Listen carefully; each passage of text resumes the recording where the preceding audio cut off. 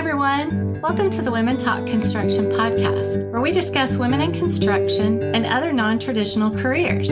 My name is Christy Powell, and I'm with my co-host, Angela Gardner. Thank you for joining us today.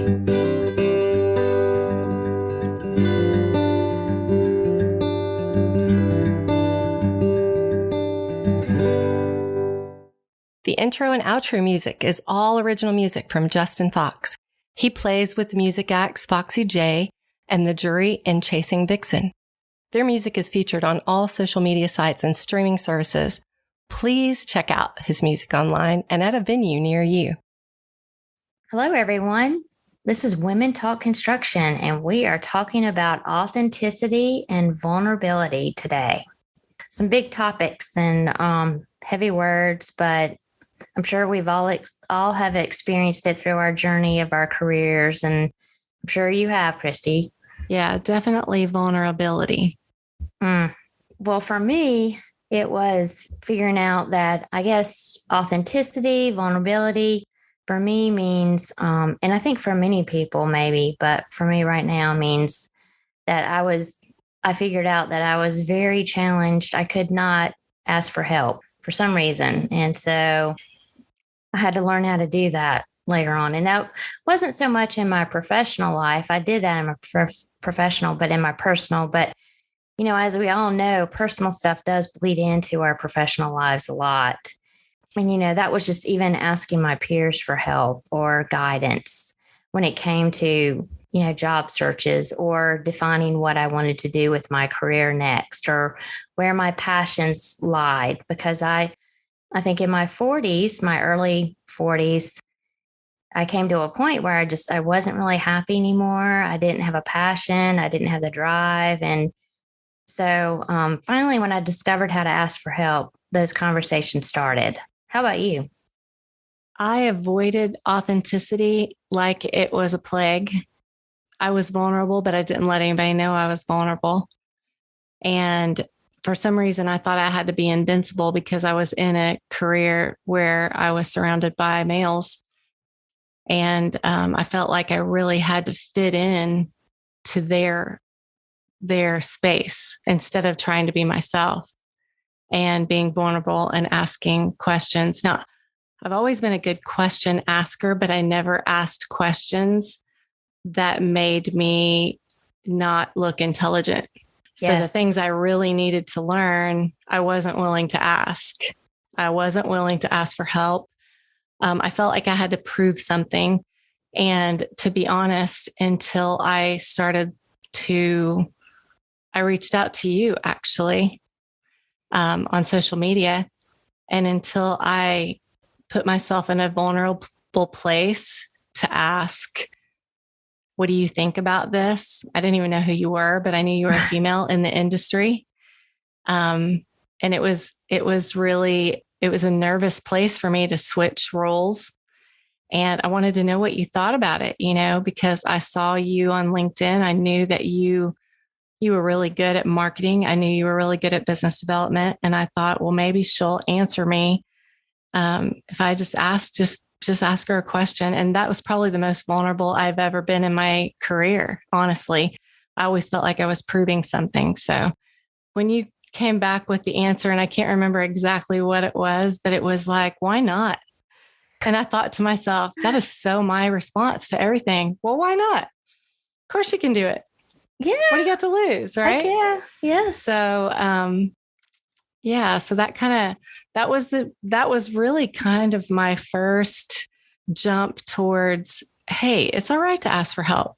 Number one. And number two, I don't know what it was. It was just a kind of a trigger. I was tired of being somebody that wasn't me. And, you know, I was pretending to fit in. I was pretending to be what everybody expected me to be, whether it be a customer or my family. And I think that until you dig deep into self-awareness, you're not going to grow. And once I dug into the self-awareness, I was like, I really don't know where to go from here, but I didn't like where I was. So it's got to go up, you know, it's got to be better. So my growth actually started there. And now I'm addicted to growth. So if I'm not pushing myself to do something bigger and better, I feel like I'm not doing anything. And I'm more vulnerable and authentic than I've ever been. And it has been so fruitful, not only for me, but even more importantly, as you know, Angela, I love helping people. Yes. So my vulnerability and authenticity has allowed me to be able to serve others in a way that I couldn't have done with my pride. Mm-hmm. Well, it's a wonderful feeling, right? To be able to help others. Yes.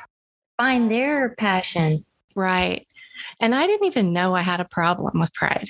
Like, it's not that I intentionally woke up in the morning and said, I'm going to be prideful today and I'm not going to ask for help. That wasn't how it worked. It's just one of those things that I want to be better. How can I be better?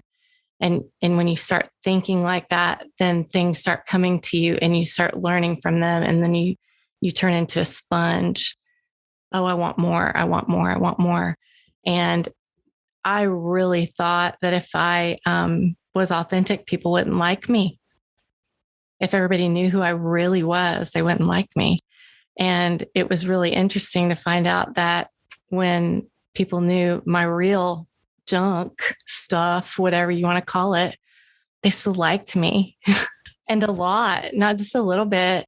So that was kind of my wake up call.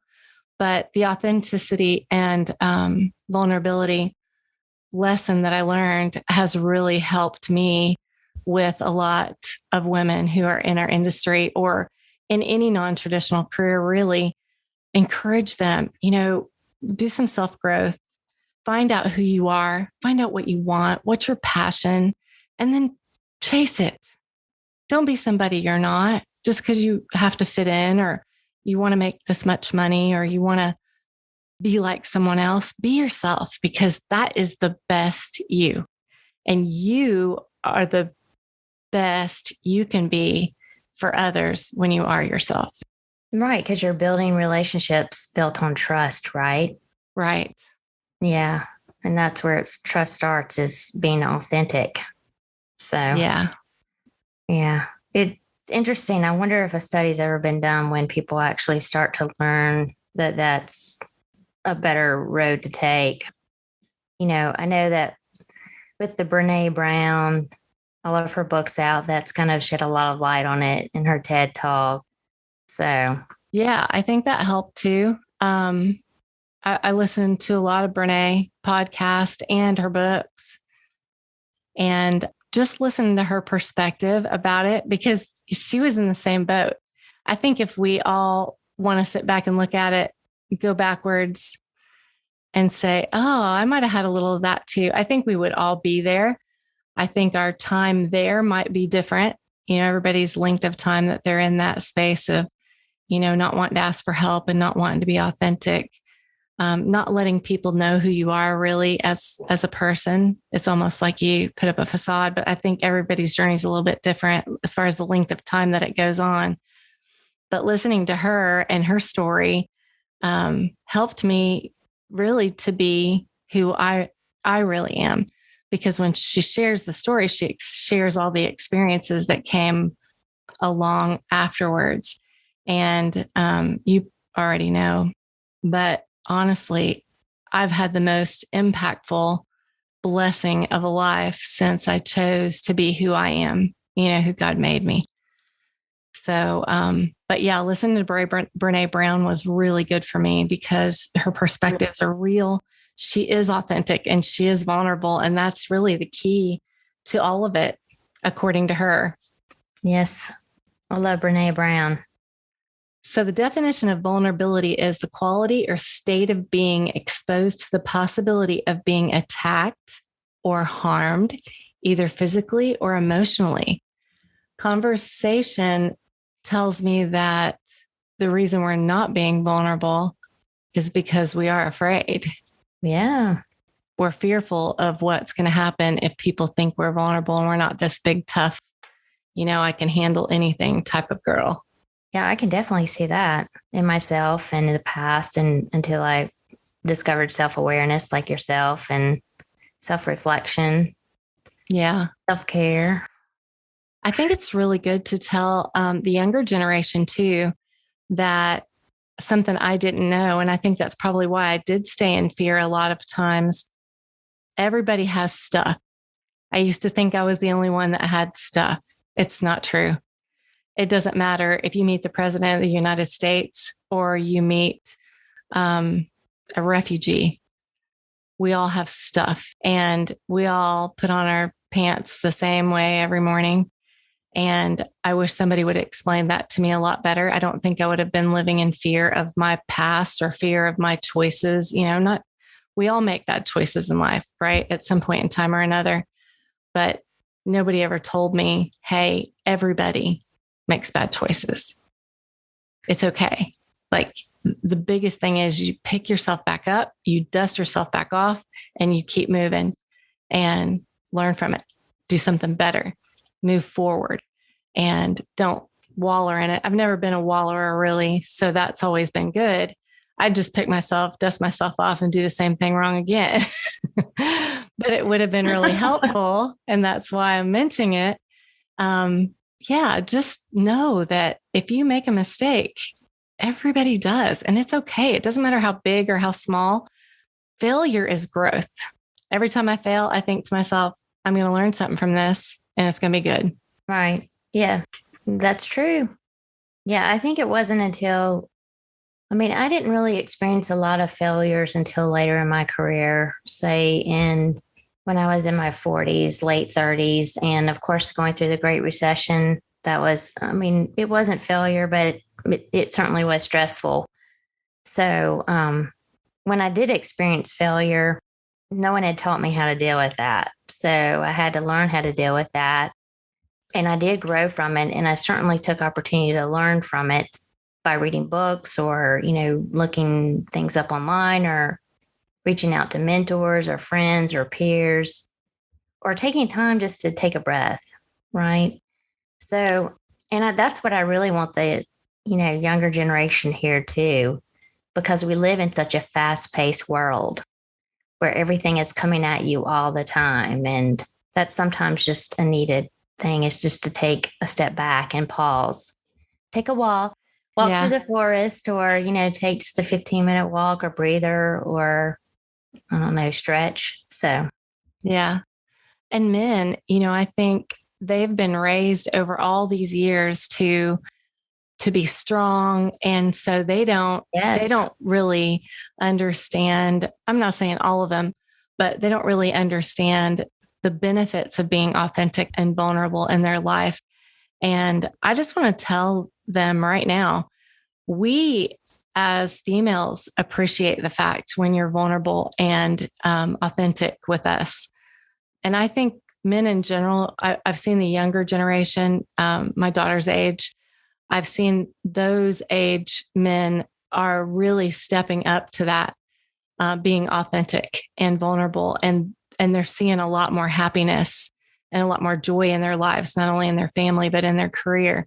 So I want to encourage that to anybody that's listening, whether you're a female or a male, just be who you are and don't be afraid to be yourself. I think now more than ever, people are really listening to that and they're seeing the benefits from it, just like I have in the last few years. So I think it's important. And we really appreciate it when you're authentic and vulnerable. A lot of the men that we're going to be talking to on this podcast, the reason we became friends is because they were authentic and vulnerable.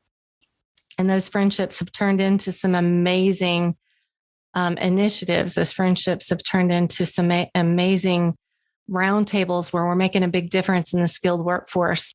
And I just can't say enough about those men that are really out there saying, hey, I work with women. They're really good at what they do. They're making some really good money. They enjoy what they do. They're not breaking their back. That's not what construction is about. It's just been cool to hear them being cheerleaders for us. And if they weren't being authentic and vulnerable, then it would make this conversation that you and I are having right now much harder. I don't know that I would have had the courage to do it. So to hear those men stand up and say, I need women at my job site. I need women in my office. Do you know more women? I want to hire more women. They're organized. They're detailed. it's really cool to hear that vulnerability.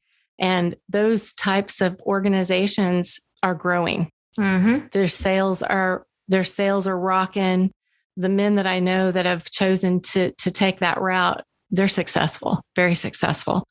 And that's been exciting to see. Mm-hmm. So have you discovered, Christy, that I think this is true, that there are a lot of men out there that do support us, but they don't verbally say it. And, or maybe even sometimes their actions are definitely say it, but not verbally. So I think that even doing just that too, which we're seeing from a lot of our peers. And I mean, it's amazing to see them uplifting women, men, everyone in our industry. And we're doing it together. Yes. I love the shout outs. And honestly, I think that I've gotten better at it because other people have shouted out for me. And even though I don't like the spotlight, it's such a good feeling to know that what you've done has been good for somebody else. And it makes me want to do the same for other people. We're not comfortable giving people compliments and we're not comfortable taking compliments. But honestly, if somebody you work with is really good at what they do and telling them they're really good at what they do, or any kind of positive feedback, I think it's more valuable than we ever put on it, right? Like I didn't think it was valuable and I didn't even want to hear compliments. But when I got rid of that shell I had on and started getting compliments, I found myself starting to feel better about a lot of things, right? Did you have to learn how to take a compliment? Because I did.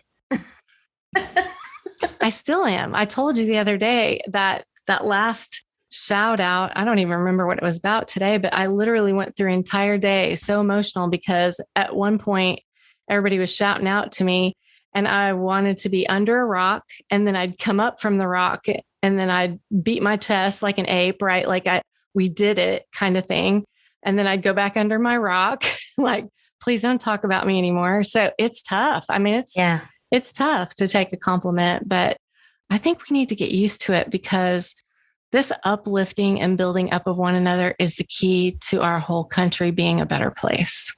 Right. We should do compliment men too, right?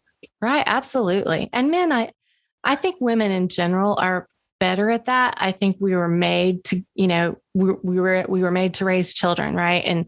And I think that's kind of a natural desire of ours is to let our children know that you're doing well and you're succeeding. But I don't think it is as natural. I think back in, years ago, I think men in general were like, I think their normal was be tough, play sports, do this, do that, and that's it. You can't cry. I've heard people in my own family say you can't cry. You're not allowed to cry. And we just have to get past that. They were wrong. We've done a lot of things in my generation that's been wrong too. And I think part of it is like, we all have this is the way we've always done it kind of attitude. And unless we start seeing people where they are and trying to understand them instead of sticking to this is the way we've always done it. And I'm always going to do it this way. I don't see anything changing. But when we open our eyes to other people's feelings and other people's place where they're at, we see a lot of things differently. I used to think that it was impossible to talk to people in their 20s. I struggled with that a lot. And when I took the time to get to know someone in their 20s really well, intimately, I understood them better. And now I seem to be able to talk to all of them. So I think it's just a matter of us just taking that shell off and opening up and saying, hey, I'd like to know more about you. So did you find a quote, Christy? I did find a quote. So vulnerability is not winning or losing. It's having the courage to show up when you can't control the outcome. Brene Brown. Love it. Yeah, I love that. And I would never have done that for anything 10 years ago.